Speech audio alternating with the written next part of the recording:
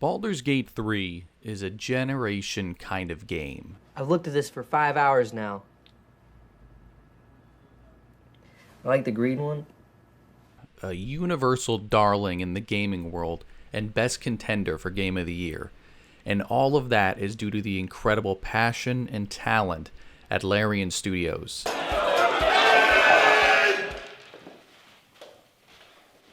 know you want to make the perfect game, but this is not the way.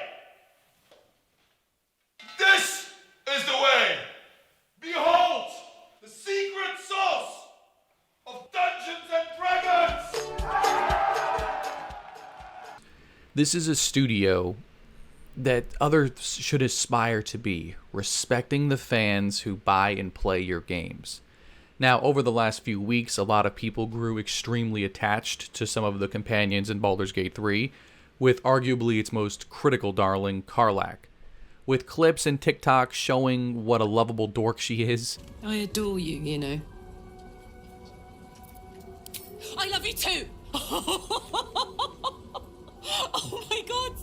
I've been dying to say that. And how quickly everyone grew to love her as a character.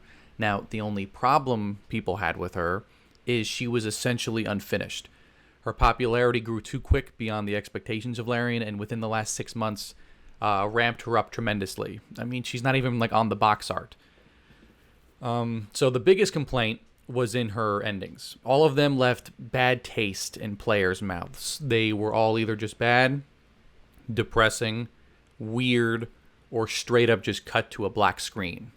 Now, Larian has recently added an epilogue to one of these endings, extremely quick, with founder and CEO of Larian Studios, Swen Vincke, essentially stating the studio is like a well-oiled machine now. So we set up our studio that it can work 24 hours. So we have studios in Malaysia, and then we have them in Europe, and then we have our Canadian studio.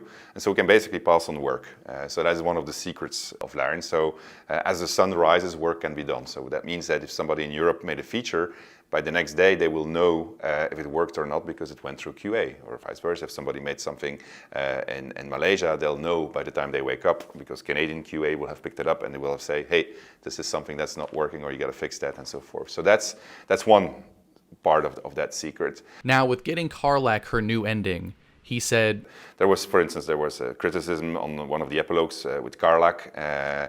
So within the week, I just need to check my facts. I think it was within the week. Samantha, the actress, was called back because we automated all of our systems. So that was recorded. I mean, the scene was written, but that went fast. Then that was recorded just using the pipeline that's been set up. That was went to the semantics team. Then they spent 2 weeks working on putting everything in, and then it just rolled into whatever next patch or hotfix was on the pipe, and then just plugged it in there. And that's really cool to see. He also highlights how important it is for developers to engage with and listen to their audience. Our listening to the community hasn't changed. Honestly, that's been day one. You can only do that really well if you remove all barriers between developers and players as much as you can. There's risk with that. Things can go wrong. Sometimes you're too open or you say something wrong, but if you don't do that, you become very siloed. You can't do cool stuff in a silo. We have a lot of player empathy within the studio, thinking about what it's going to be like. They care a lot.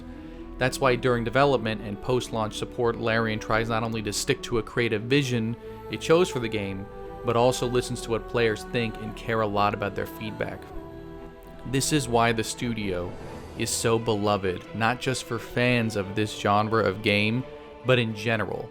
Fans who have never played a Larian game, or never will, still respect how well the studio treats and listens to its fan base, and that's something to be celebrated by everyone in this industry.